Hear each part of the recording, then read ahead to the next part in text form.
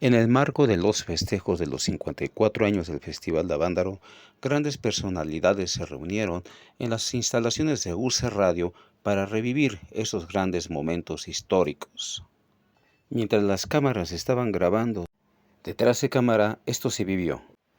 Cada uno de los participantes aportaba de manera gustosa, con esa sonrisa en los rostros, aquellos momentos que se vivieron en aquel mágico festival de rock y ruedas en Avándaro. Pero sin tanto preámbulo, pasemos a lo que se vivió. Porque pues me ayudó con mucha información que teníamos. Una padre. Qué época más ¿verdad? Sí, Luis, ¿cómo no? Pues yo sigo activo. Charlie, perdón, que si puedes decir algunas palabras. Sí, bueno. Sí, bueno. A ver, probando aquí. ¿Vos? Así o más fuerte. Así o más fuerte. Ok, ¿se oye bien? Ahí está. Perfecto. Gracias. ¿Qué es la persona? Te mando un abrazo y te quiero y te extraño mucho.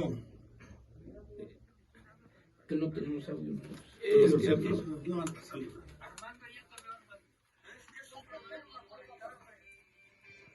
Ya vamos a empezar. Ya van a empezar, ¿no? Ya comenzamos.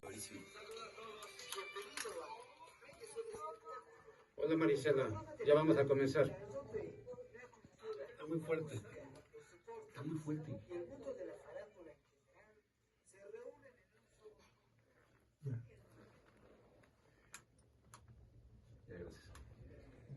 Gracias.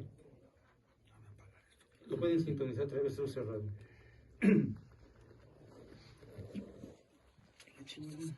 Mi carpeta. ¿Sí? Aquí está. Antonio, ¿me pasas la liga, por favor?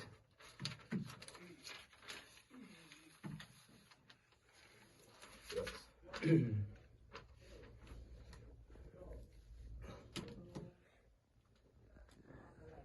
Hola, ¿qué tal? Bienvenidos sean aquí a una emisión más de Reyes del Espectáculo.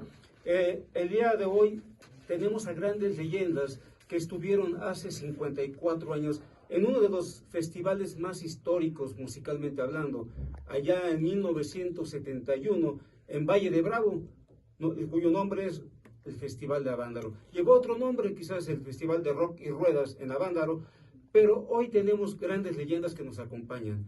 Por un lado tenemos a una de las cantantes que estuvo en este festival llamado Marisela Durazo, que nos acompaña virtualmente. Marisela, bienvenido aquí a Reyes del Espectáculo.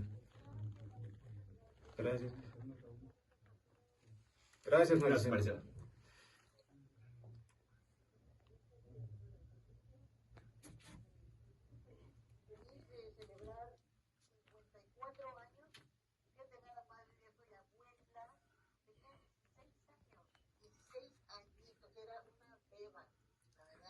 Así es, Marisela. Pues nos da mucho gusto que estés por acá acompañándonos. También tenemos más leyendas aquí dentro de este evento. Al gran maestro Luis El Llano. Luis, bienvenido aquí a Reyes del Espectáculo. Muchas gracias, me siento muy orgulloso de estar acompañando, celebrando una época que es como nuestro cumpleaños, ¿no? Los que somos rockeros nacimos cuando nació el rock. Y luego, primero éramos rock and rolleros, luego nos volvimos rockeros. Y la gran cosa que yo digo siempre es que en esas épocas el rock and roll le cantaba el amor, pero el rock le cantaba la vida. Y también por otro lado, también tenemos al gran maestro Armando Nava. Armando, bienvenido aquí a Reyes del Espectáculo. Hola, damos saludos a todos los que están ahorita presentes. Que les mando un saludo. Recordar un poquito a Avándaro. Así es. Saludos, Armando. Claro. Saludos, Armando, mi tigre. Y también tenemos al gran maestro Ricardo Ochoa, que nos da un gustazo saber que te vas recuperando y que nos acompañas por aquí, Ricardo. Hermano, aquí estoy con un placer tremendo. Saludando a mi querida Marisela, a mi querido Luis de Llano, un personaje aquí, puro chingón. Así es, claro. Me robaste la palabra.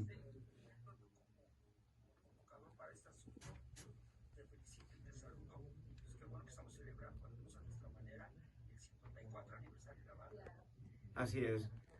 Y también seguimos con las grandes leyendas que tenemos al gran maestro aquí en la batería, al buen Charlie del Three Souls y Man My. Charlie, bienvenido aquí a Reyes del Espectáculo. Muchísimas gracias por la invitación.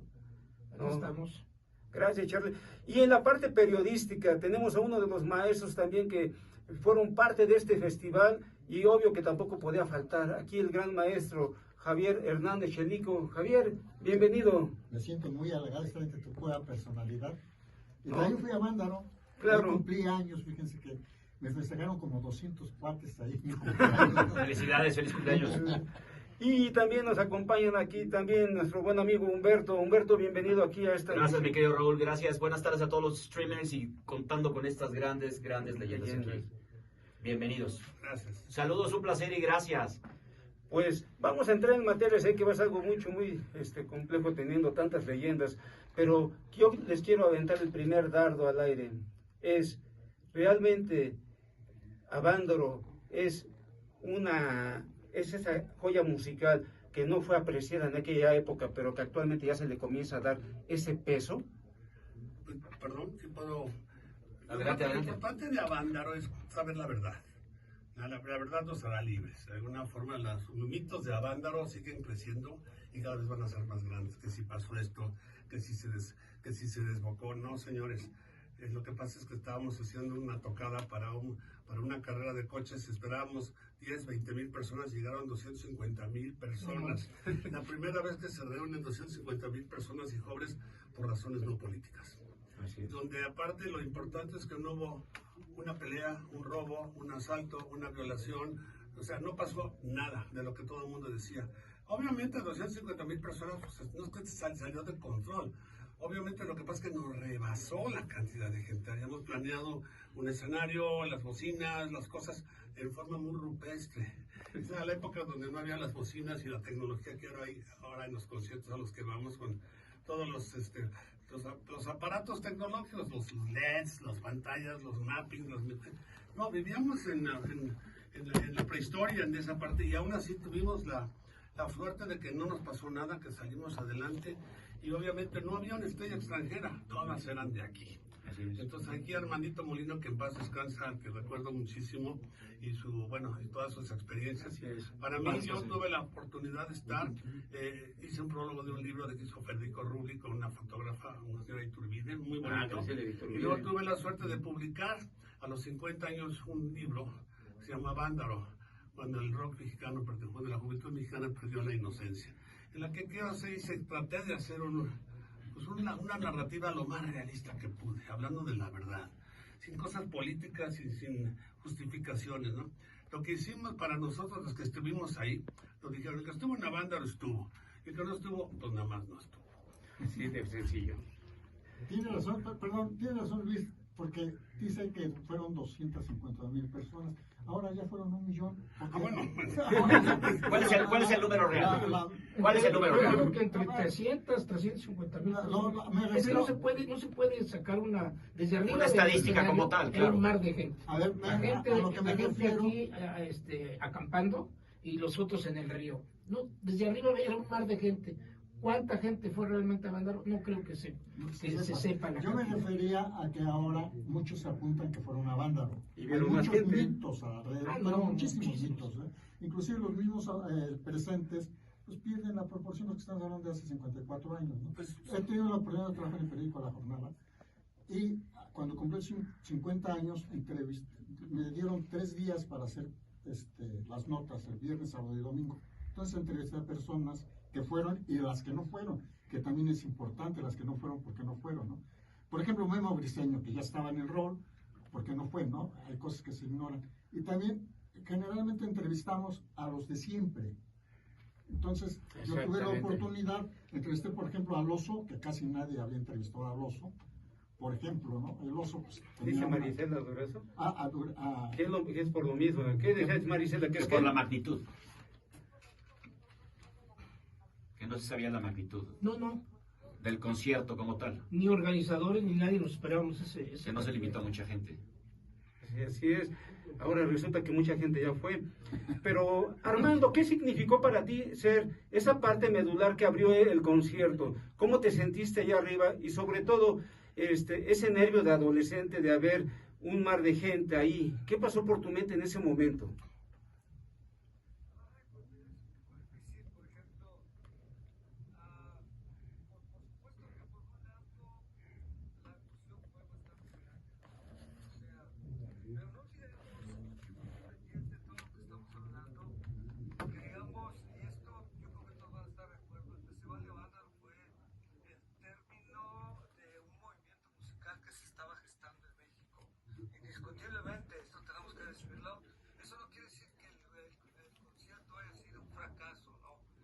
concierto estuvo increíble. Para nosotros fue bastante, muy emocionante, por ejemplo, empezar y ver toda esa gente que estaba enfrente de nosotros.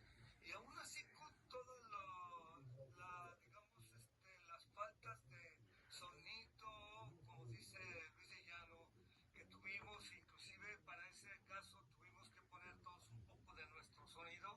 Cada grupo puso una parte de sonido, sobre todo para voces o para guitarra, según lo que se fuera necesitando.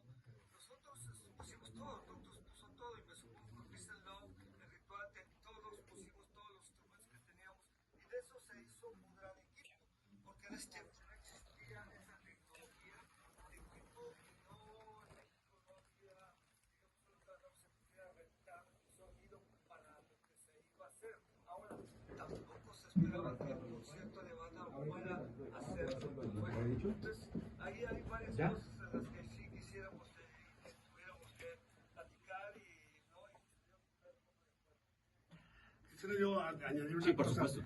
Yo no lo puedo creer, es que ¿cómo es posible reunir a 250,000 personas en aquellos tiempos en que no había celulares, en que no había promoción más que en una estación de radio que lo promovió, en un programa de televisión que yo hacía con Jacobo Zabludovsky, en que era mi DJ, no DJ, mi DJ, pasábamos videos y hablábamos de cosas raras como ecología, pelo largo, comportamiento.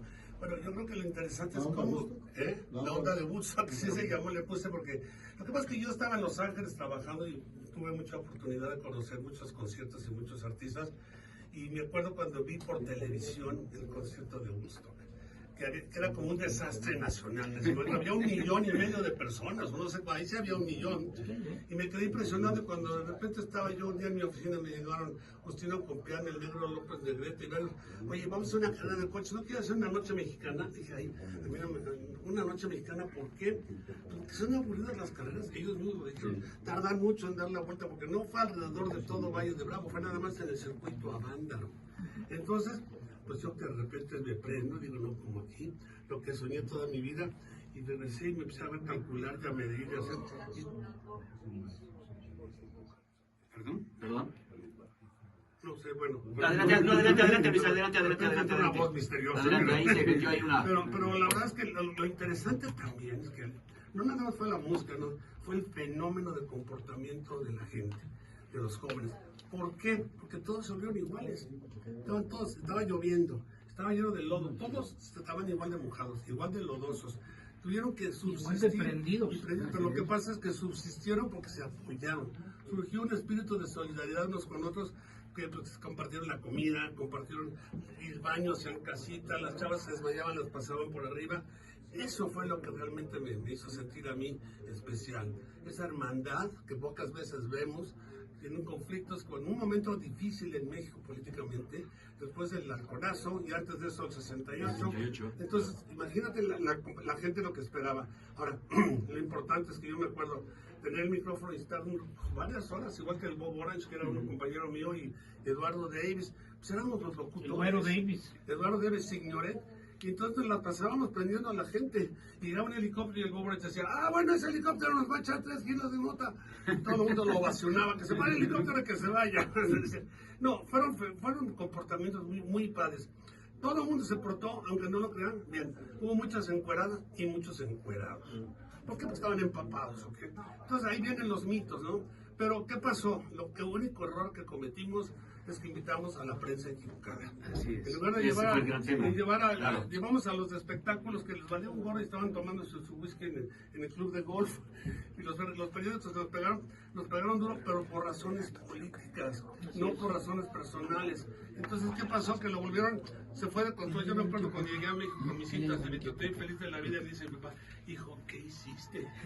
Nada, un festival de rock. No, has hecho un desastre nacional. Esto es un caos. Y le digo, entonces llegó el señor Azcárraga y me dice, ¿qué pasó en la banda? No pasó nada. Entonces dice, ¿y esas cintas? Pues que voy a editar un programa, no, me las vas a dar a mí. ¿Qué pasó con ellas? Pues me las quitó porque dice que era evidencia para el futuro. ¿Qué te parece si dentro de 50 años un político que es importante estaba ahí encuerado bailando? Bueno, a mí me vale gorro, ¿no? Pero la evidencia me la quitaron. No pude más que hacer un video que pasó esa noche, que era un lunes, después de Avándaro, que edité una cosa maravillosa con un cuate que traía una bandera mexicana. Y una del Un piso, gordito. un gordito. Y entonces dije, bueno, y en el libro que publiqué, escribí una historia sobre dónde están las cintas perdidas de Avándaro. Y cuento una historia, ya podrán ustedes ver, ese libro lo edité con una empresa se llama Editores del Lirio porque ya se acabó, lo he presentado, lo he promovido, pero me da mucho gusto que ahorita hay un revival, como dicen los gringos, ¿no? De esto, en la película esa de autos, mota y rock and roll, me preocupó mucho que fuera a desvirtuar muchas cosas, pero no fue así. Yo le mandé a Cravioto y a ellos, al escritor, los libros para que supieran cómo había pasado y qué había pasado. Y me subieron un documental, creo que es muy en broma, la forma en que lo están tratando. Es una comedia en sí, pero creo que ahorita tú estás viendo todos los eventos que va a haber en esta semana de aniversario de los 54 años, en diferentes, en el Foro Alicia, que por aquí, que por allá. Todos necesitamos una cosa propia, y fue nuestro festival. Pero le tocaba y le sanaba también. Tal parece que fue como una película hecha en donde ya existía el guión y todo, y ya estaban todos los componentes así, tanto Woodstock como Avándaro. Pero no, Es que estamos hablando de dos culturas. Sí, El rock en México, y casi no. estábamos atrasados 40, Claro. 50 años, pero aún así fue un éxito. Fue un éxito. Además, las películas llegaban Proporcionalmente, 5 años tarde. Avándaro fue un Woodstock a la mexicana. Sí. Bueno, podemos soñar con eso todos los días. Podemos seguir soñando con Avándaro. Claro, ¿por qué Mira, no? que dice que era una carrera de coches que no se pudo llevar a cabo. Claro que no se pudo llevar a cabo. Y no habrá otro, veo muy difícil que se supere Avándaro. No, pero mira, quizás ahorita dice, vamos a hacer en la Marquesa un concierto de rock. Yo no. No me aviento. Oye, pero bájale un poquito. Es otro está tiempo. durísimo. Es otro tiempo. Se pudo generar una cosa así. Ahora, nuestro rock, pues dependía en esa época de las disqueras. Señores, ya no hay disqueras. Ya nada más hay downloads. Ya no hay promoción. Streaming, no hay promoción, no hay marketing. Ahora tú tienes que ser tu propio productor y financiar tu canción y todo. ¿Y a quién se la vas a vender? ¿Y cómo se la vas a vender? ¿Y dónde ya no hay payola. Bueno, hay payola todavía, no sé. Que yo sepa. Pero la payola es la que te tocaba 50 veces la misma canción, ¿no? Bueno, había canciones americanas que decías tú. Yo me acuerdo de ir en el radio Inagada da Vida. Y ya duraba años y la tocaban todos. Todo el día. Bueno, y aparte había grupos de plástico, claro. Como había gruperos rockeros de plástico también. Pero esa sensación que Todavía estamos... existen, ¿eh, Luis? Todavía existe. Pero ahorita estamos viviendo una semana más patriótica que nada, perdón. Avándaro era la patria en ese momento, porque éramos nosotros. Era nuestro México, era nuestra música, era nuestra vivencia, era nuestra... Quizá había heridas muy fuertes de lo que pasó en otros sucesos, pero no fue un movimiento político. Quizás eso es lo que salvó a Avándaro.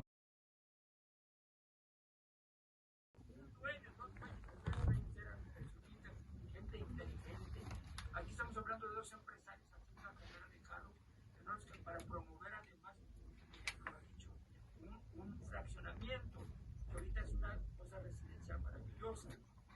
Pero ahí fue lo que pasó a Avándaro, y estaban promoviendo un fraccionamiento para hacer viviendas que ahora sí ya son viviendas, ya son casas, ya son propiedades.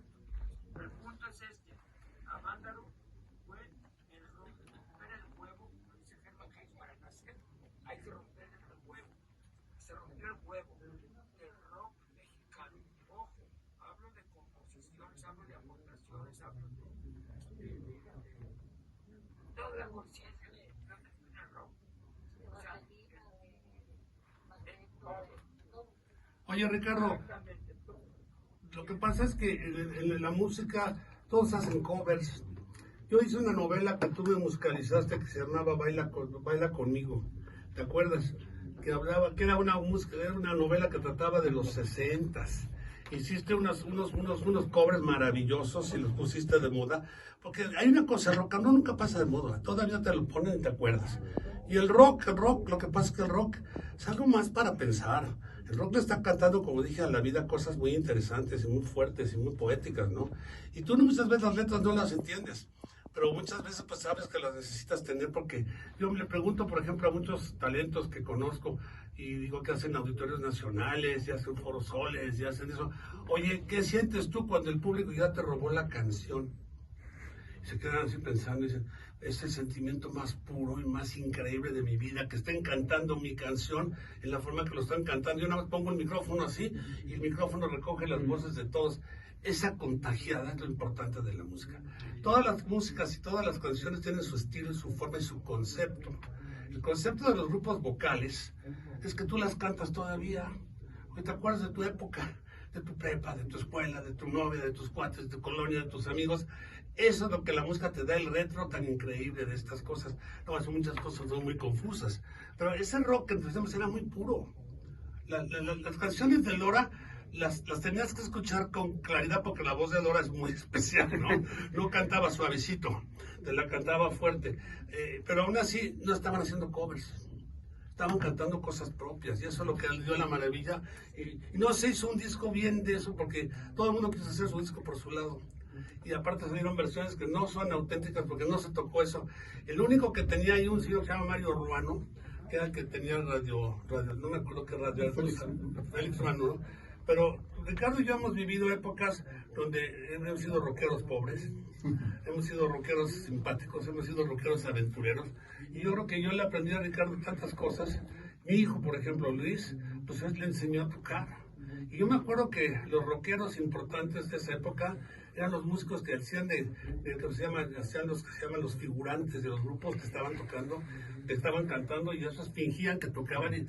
Pero ¿qué pasó? Que cuando llegó Ricardo Ochoa, esos músicos les enseñaron a tocar a los chavos de Timbiriche, a Benny, a Eric, le aprendieron a tocar, aprendieron a hacer, aprendieron a producir y después que se abrieron productores.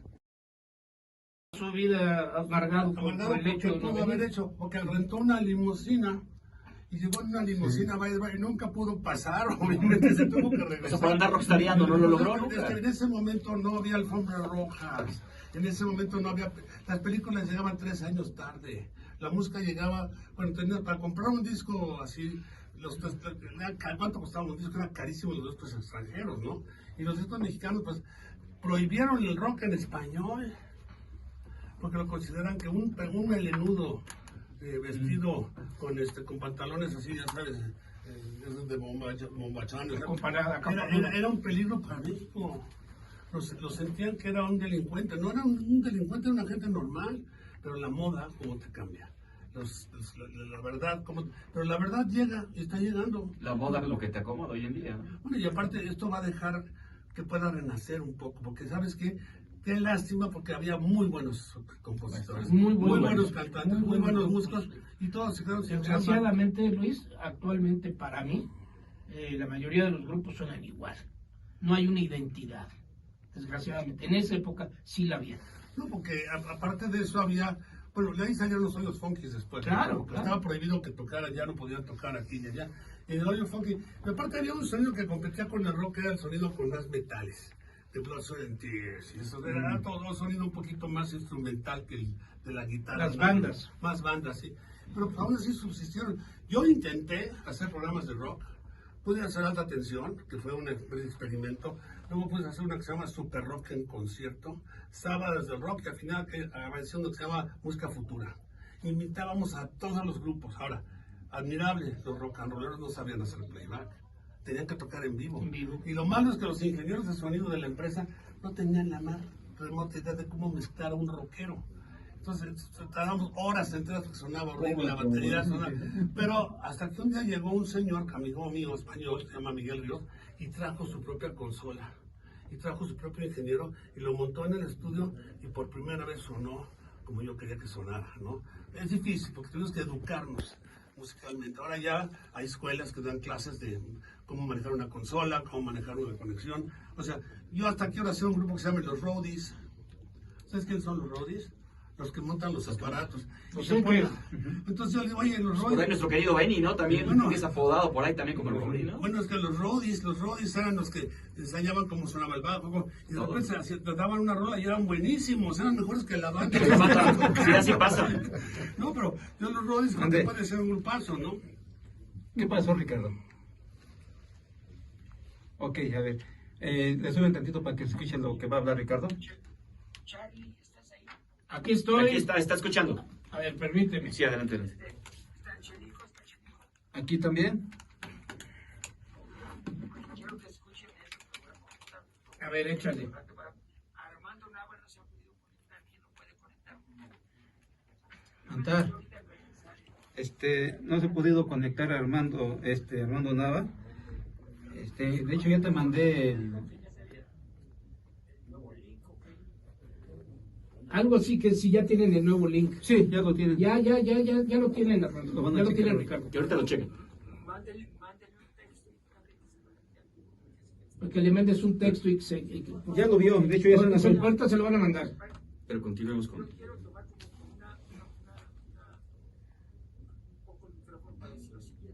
Adelante. Narré un poco de lo que yo siempre lo he dicho así. Yo viví como músico, porque creo que Charlie está de acuerdo conmigo, la emoción, la intensidad de ver todos los recursos que tuvimos, los pocos, muchos recursos. ¿Pocos recursos? La integridad de la música era la que fue la que hizo la convocatoria. Dos, las carreras de Carlos Luis ya lo narró, ya lo explicó, luego se convirtió que Luis de Llano con Armando Molina armaron todo el PNTP. Los empresarios de las carreras de carros ya hicieron su película ahorita, te platico tantito de eso un poquito. Yo soy breve.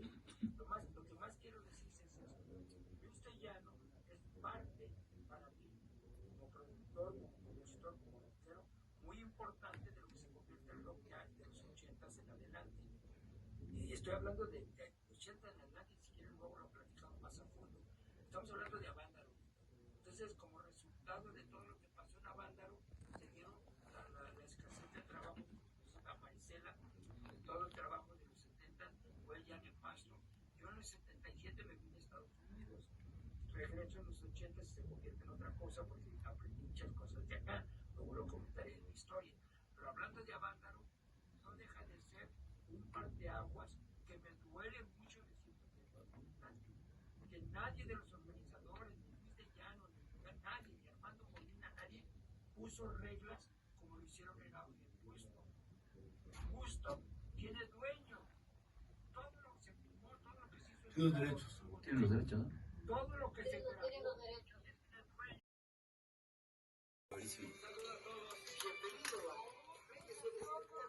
Hola Marisela, ya vamos a comenzar. Está muy fuerte. Está muy fuerte.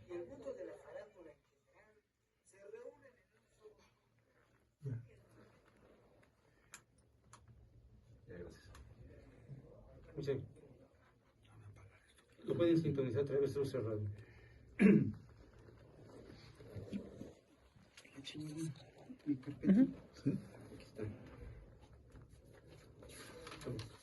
Antonio, ¿me pasas la liga, por fin?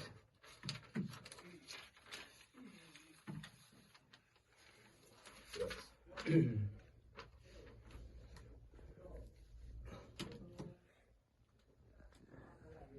Hola, ¿qué tal? Bienvenidos sean aquí a una emisión más de Reyes del Espectáculo. El día de hoy tenemos a grandes leyendas que estuvieron hace 54 años en uno de los festivales más históricos musicalmente hablando, allá en 1971, en Valle de Bravo, cuyo nombre es el Festival de Avándaro. Llevó otro nombre, quizás el Festival de Rock y Ruedas en Avándaro, pero hoy tenemos grandes leyendas que nos acompañan. Por un lado tenemos a una de las cantantes que estuvo en este festival llamado Marisela Durazo, que nos acompaña virtualmente. Marisela, bienvenido aquí a Reyes del Espectáculo. Gracias. Gracias, Marisela. Gracias, Marisela.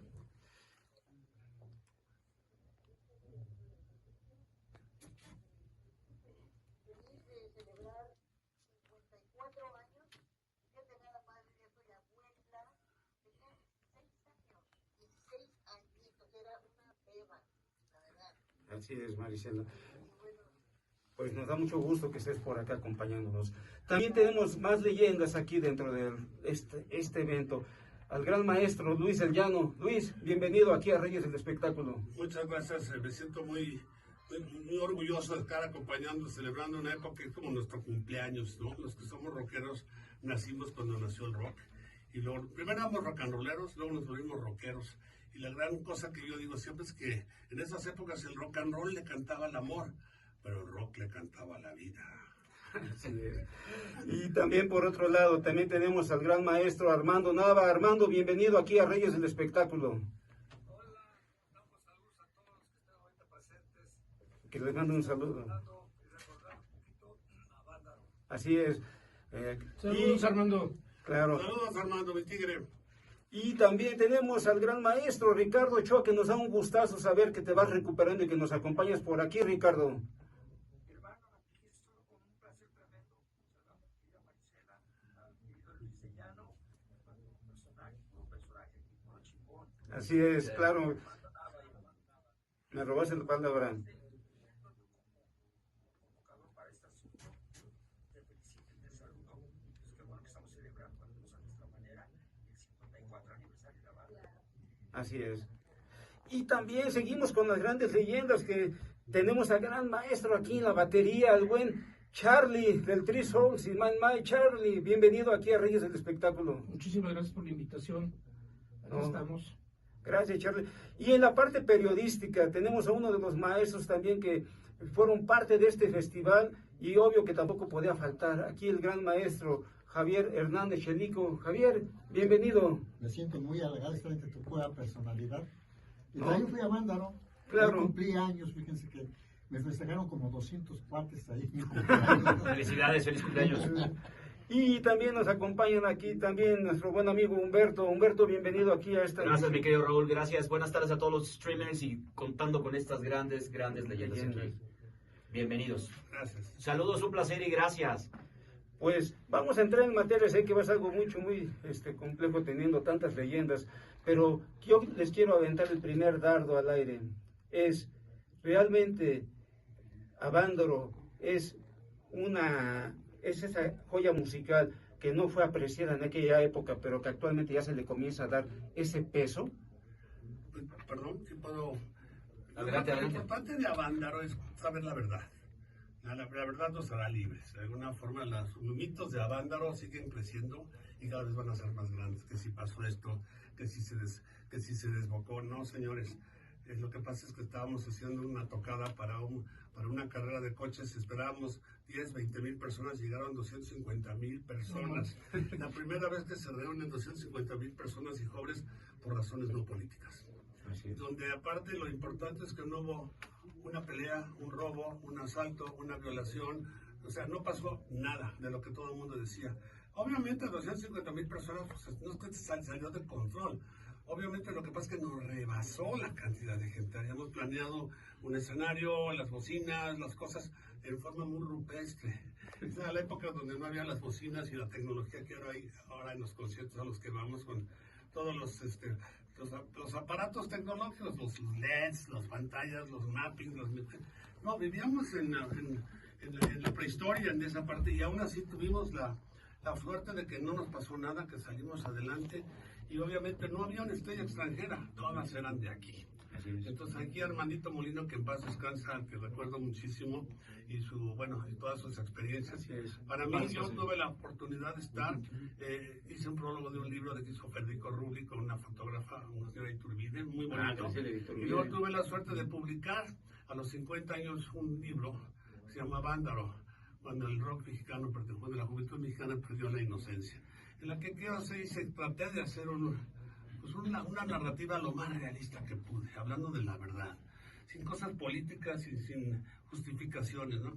Lo que hicimos para nosotros, los que estuvimos ahí, nos dijeron, el que estuvo en la banda lo estuvo, y el que no estuvo, pues nada más no estuvo. Así de sencillo. Tiene razón Luis, porque dicen que fueron 250,000 personas. Ahora ya fueron 1,000,000. ¿Cuál es el número real? ¿Cuál es el número Yo real? creo que entre 350,000 personas. No se puede sacar desde arriba. Una estadística como tal, claro. Era un mar de gente. A ver, La gente refiero... aquí acampando y los otros en el río. No, desde arriba era un mar de gente. ¿Cuánta gente fue realmente a Vándaro? No creo que se sepa. Yo me refería a que ahora muchos se apuntan que fueron a Vándaro. Y hay muchos mitos alrededor, muchísimos mitos. Inclusive los mismos presentes pues pierden la proporción, porque estamos hablando de hace 54 años, ¿no? Pues, He tenido la oportunidad de trabajar en el periódico La Jornada, y cuando cumplí 50 años, me dieron 3 días para hacer las notas, el viernes, sábado y domingo. Entonces entrevisté a personas que fueron y las que no fueron, que también es importante, las que no fueron, porque no fueron, ¿no? Por ejemplo, Memo Briceño, que ya estaba en el rol, porque no fue, ¿no? Hay cosas que se ignoran. Y también, generalmente entrevistamos a los de siempre. Entonces, yo tuve la oportunidad, entrevisté, por ejemplo, al Oso, que casi nadie había entrevistado al Oso, por ejemplo, ¿no? El Oso, pues... Dice Marisela Durazo. ¿Qué ¿Qué es por lo mismo? ¿Qué dice Marisela? ¿Qué es Por la magnitud. Que no se sabía la magnitud No, del concierto como tal. ni organizadores ni nadie nos esperábamos ese Que no se limitó a mucha gente. Así es. Ahora resulta que mucha gente ya fue. Pero, Armando, ¿qué significó para ti ser esa parte medular que abrió el concierto? ¿Cómo te sentiste allá arriba? Y sobre todo, ese nervio de adolescente de haber un mar de gente ahí. ¿Qué pasó por tu mente en ese momento?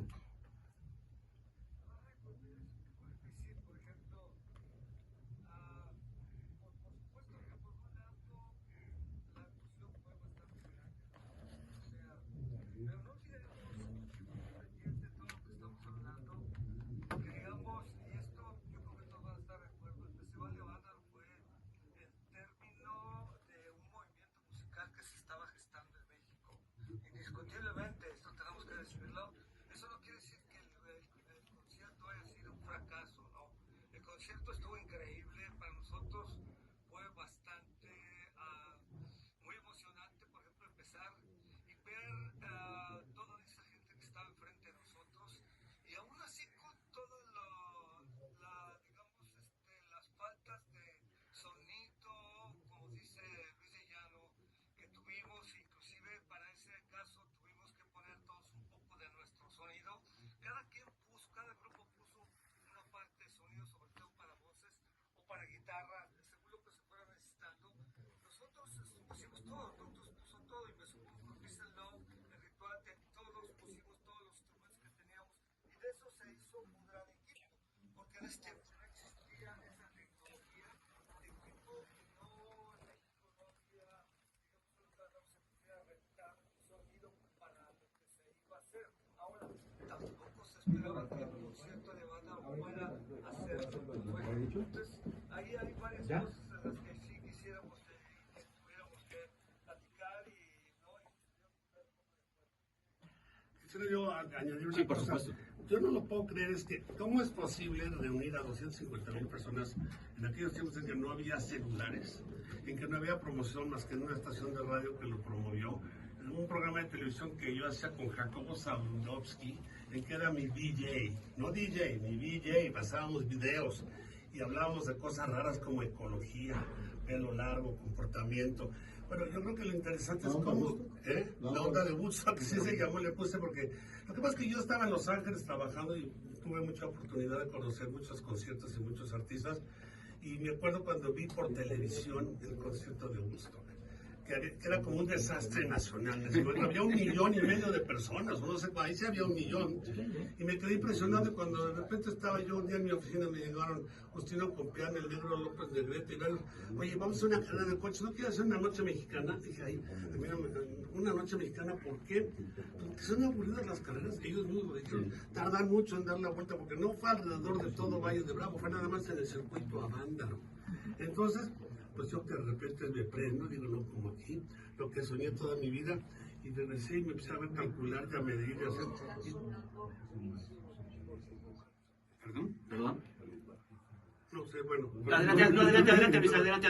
Una voz misteriosa. Adelante, ahí se metió ahí una... Pero la verdad es que lo interesante también es que no nada más fue la música, no, fue el fenómeno de comportamiento de la gente, de los jóvenes. ¿Por qué? Porque todos se volvieron iguales.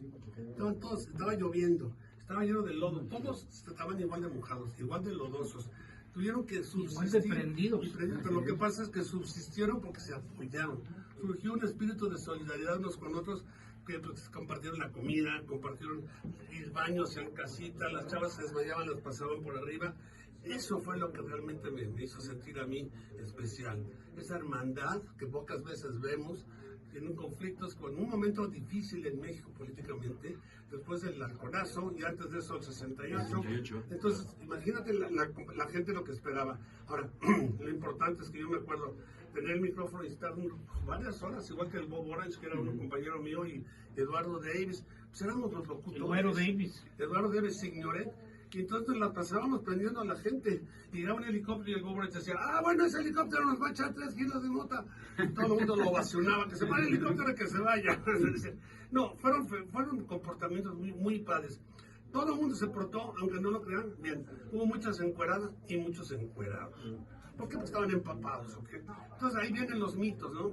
Pero, ¿qué pasó? El único error que cometimos es que invitamos a la prensa equivocada. En lugar de llevamos a los de espectáculos que les valía un gorro y estaban tomando su whisky en el club de golf. Y los periodistas nos pegaron duro, pero por razones políticas, no por razones personales. Entonces, ¿qué pasó? Que lo volvieron, se fue de control. Yo me acuerdo cuando llegué a México con mis citas de estoy feliz de la vida, y me dice mi papá, hijo, ¿qué hiciste? Nada, un festival de rock. No, has hecho un desastre nacional. Esto es un caos. Y le digo, entonces llegó el señor Azcárraga y me dice, oye, ¿qué pasó en la banda? No pasó nada. Entonces dice, ¿y esas cintas? Pues que voy a editar un programa, no, me las vas a dar a mí. ¿Qué pasó con ellas? Pues me las quitó porque dice que era evidencia para el futuro. ¿Qué te parece si dentro de 50 años un político que es importante estaba ahí encuerado bailando? Bueno, a mí me vale gorro, ¿no? Pero la evidencia me la quitaron. No pude más que hacer un video que pasó esa noche, que era un lunes, después de Bandero, en que edité una cosa maravillosa, con un cuate que traía una bandera mexicana. Y una del piso, un gordito. Y entonces dije, bueno, y en el libro que publiqué, escribí una historia sobre dónde están las cintas perdidas de Bandero. Y cuento la historia, ya podrán ustedes ver. Ese libro lo edité con una empresa que se llama Editores del Lirio, porque ya se acabó. Lo he presentado, lo he promovido. Pero me da mucho gusto que ahorita hay un revival, como dicen los gringos, ¿no? De esto, en la película esa de Autos, Motos y Rock and Roll. Me preocupó mucho que fuera a desvirtuar muchas cosas, pero no fue así. Yo le mandé a Cravioto y a ellos, al escritor, los libros para que supieran cómo había pasado y qué había pasado. Y me subieron un documental, creo que es muy en broma, la forma en que lo están tratando. Sí, una comedia en sí, pero creo que ahorita tú estás viendo todos los eventos que va a haber en esta semana de aniversario de los 54 años, en diferentes, en el Foro Alicia, que por aquí, que por allá. Todos necesitamos una cosa propia.